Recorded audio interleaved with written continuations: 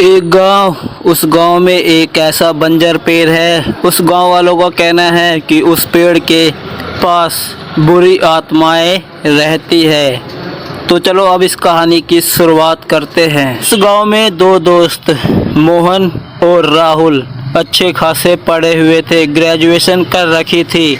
तो उस गांव में तो नौकरी मिलना तो नामुमकिन सा था। तो वो गांव से निकलकर शहर की तरफ जाते हैं नौकरी ढूंढने के लिए। तभी उन दोनों को अलग अलग प्राइवेट कंपनी में जॉब मिल भी जाती है। मोहन और राहुल जब जॉब करने के लिए जाते तो अपने गांव से उसी कच्चे रास्ते से शहर की तरफ जाते थे, जिस रास्ते पर वो पेड़ था। उस पेड़ के सामने आते ही उन दोनों की तो ऐसा मानो जैसे कि वो तो पूरा पसीना पसीना हो चुका है और वो बहुत ज़्यादा डर जाते थे। और वो तो सुबह का समय होता था ये सभी बात। और जब वो रात के समय दोनों दोस्त घर की तरफ आते तो वो कच्चे रास्ते से नहीं आते थे, जिस रास्ते में वो बंजर पेड़, मान लो कि भूतिया पेड़ कह सकते हैं, वो लंबी दूरी करके पक्के रास्ते से अपने घर की तरफ जाते थे। एक दिन मोहन की छुट्टी काफ़ी लेट होती है। तो मोहन को ये लगता है कि राहुल तो अब तक घर जा चुका होगा। तो फिर मोहन को अकेला जाना पड़ता है। मोहन अपने गांव की तरफ जाने वाले लास्ट बस में बैठ जाता है और फिर बैठने के बाद वो बस जो होती है उसे उस कच्चे रास्ते के सामने उतार देती है और बस आगे चली जाती है। अब मोहन सोचता है कि अगर मैं लंबे रास्ते से गया तो फिर मुझे घर पहुंचने में काफ़ी ज़्यादा लेट हो जाएगा।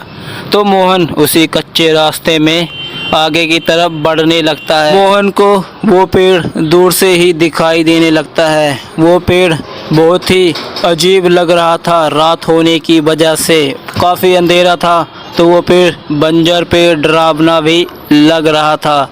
मोहन सोच रहा था कि इसे अब नहीं देखूंगा और मुंडी नीचे करके आगे बढ़ जाऊंगा और अपने घर की तरफ पहुंच जाऊंगा।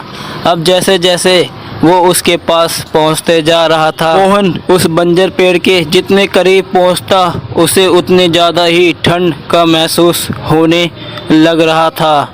बहुत ज़्यादा ही मोहन को डर लगने लगा था, क्योंकि गांव वालों का कहना था और मोहन को भी ये बात खुद पता था कि इस पेड़ पर बुरी आत्माएं रहती है। अब जैसे ही उस पेड़ से मोहन 2 कदम आगे बढ़ता है, उसे ऐसा लगता है कि कोई उसे छूकर आगे निकल रहा है। जैसे ही मोहन उस पेड़ से 2 कदम आगे बढ़ता है, तभी पीछे से राहुल की आवाज़ आ जाती है, मोहन रुक जा, मैं भी आ रहा हूँ।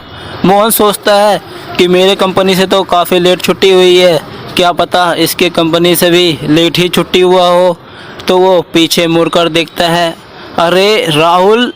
इतने में ही उसकी जवान अटक जाती है, जैसे कि वो पीछे कुछ और देख लिया हो। पीछे एक बुरी आत्मा सफ़ेद साड़ी पहने खड़ी होती है, उसका शकल बालों से छुपा होता है। वो उस बुरी आत्मा को देखकर चिल्लाने की कोशिश करता है, लेकिन उसके मुंह से सिर्फ हवाएं निकलती है, आवाज़ तो मानो अंदर ही घुट चुकी है। वो वापस मुड़कर भागने की कोशिश करता है, लेकिन उसका पाँव एक कदम आगे नहीं बढ़ रहा था। वो डर से पूरा पसीना पसीना हो चुका था, उसकी जैसे कि सांसें ही रुक गई हो।